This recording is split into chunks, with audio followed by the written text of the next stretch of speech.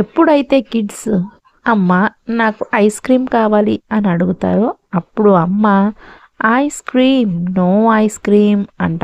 అంటే ice cream అని అంటే నేను అరుస్తాను అని అర్థం. కానీ ఈ ఒక్క రెసిపీతో మీరు డ్రింక్ చేసుకోవచ్చు, లేదా ఐస్ పాప్సికల్ చేసుకోవచ్చు, లేదా స్లషీ కూడా చేసుకోవచ్చు. స్లషీ ఆర్ స్లర్పీని ఇక్కడ పిల్లలు బాగా తింటారు. కానీ నేను చేసిన స్లర్పీ ఆర్ స్లషీలో ఎలాంటి ప్రిజర్వేటివ్స్ లేవు, ఎలాంటి షుగర్స్ కూడా లేవు. నేను తీసుకున్నది పెద్ద బ్రహ్మాండమైన ఐటెం కూడా ఏమీ కాదు. జస్ట్ నేను తీసుకున్నది అందరి ఇంట్లో దొరికే గ్రేప్స్ని మాత్రం శుభ్రంగా 15 నిమిషాలు ఉప్పు నీళ్ళలో నానబెట్టి తర్వాత మాత్రమే వాష్ చేసుకుని యూస్ చేసుకోవాలి. అలా చేయడం వల్ల ఏమవుతుంది అంటే పైన ఏమైనా కెమికల్ ఉంటే అది పోతుంది. మీ అందరికీ తెలిసే ఉంటుంది. ఆ గ్రేప్స్ని నేను మిక్సీ జార్లో వేసి జ్యూస్ కింద కొట్టాను అంతే.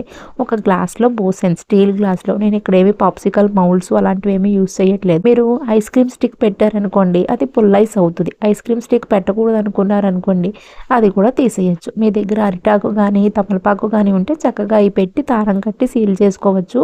నా దగ్గర అవేమీ లేవు కాబట్టి అల్యూమినియం ఫాయిలే ఇక్కడ బాగా ఈజీగా దొరుకుతుంది కాబట్టి 2-3 సార్లు ఫాయిల్ వేసి శుభ్రంగా వ్రాప్ చేసేసి డీప్ ఫ్రీజర్లో పెట్టాను. నైట్ పెడితే మార్నింగ్ వాడుకోవచ్చు, మార్నింగ్ పెడితే ఈవినింగ్ తినచ్చు. మేము నైట్ పెట్టి తర్వాత రోజు మార్నింగ్ తీసాం బయటికి. ఆల్మోస్ట్ 10 అవర్స్ ఫ్రిడ్జ్లోనే ఉంచేసాను. తీసిన వెంటనే కవర్ తీసేసి అన్మౌల్డ్ చేసేయకూడదు. ఐస్గా ఉంది కదా, సో కొంచెం మన టెంపరేచర్కి వచ్చేంత వరకు వెయిట్ చేయాలి మనం.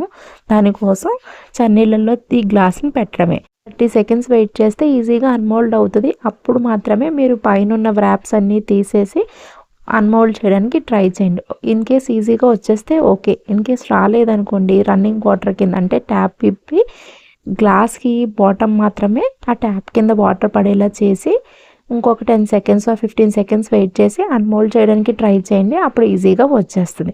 నాకు ఫస్ట్ 30 సెకండ్స్ వాటర్లో పెట్టినప్పుడు రాలేదు, ఎందుకంటే మొత్తం గ్లాస్ తడవలేదు కాబట్టి. ఎప్పుడైతే వీడియోలో చూపించినట్టు రన్నింగ్ వాటర్ కింద పెట్టానో అప్పుడు ఈజీగా అన్మోల్డ్ అయిపోయింది.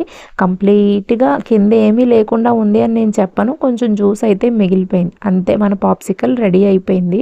Thanks for watching this video. Please consider subscribing, follow for more videos. నచ్చితే ఈ రెసిపీని ట్రై చేసి ఎట్లా వచ్చిందో మా కమెంట్ బాక్స్లో తెలియజేయండి. గ్లాస్లో జ్యూస్ పోసినప్పుడు పాప్సికల్ స్టిక్ పెట్టకుండా వ్రాప్ చేసుకుని ఒక 5 to 6 hours తర్వాత గ్లాస్ బయటికి తీసేస్తే అదే స్లర్పీ లేదా స్లషీ.